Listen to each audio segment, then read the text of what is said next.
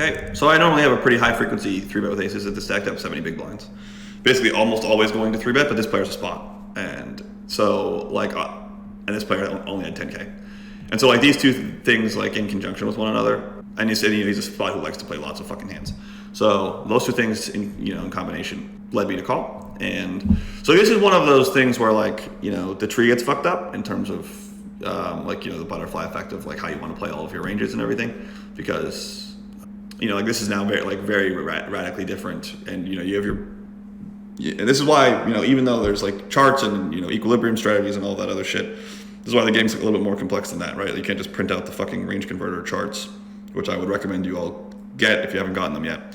The range converter charts that like give you basically a map of the entire game pre-flop, and you can't just print those out and then just like stop thinking, right? So the fact that this player is so weak and this player is so short, I think just is enough to like make in this hand it's going to get up kind of a lot of money when I call, because I have 70 fucking big blinds, so it's going to be difficult for me to get stacks in with one pair. But I think that these two players more than make up for it, and so that's why we called.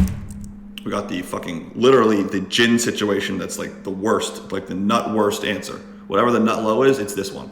Like we get overcalled by the player who's super fucking sophisticated. And then we have like the big blind who overcalled. We end up playing a 4-way pot with aces. And the two guys that I wanted to, the reason that we flatted both checked out.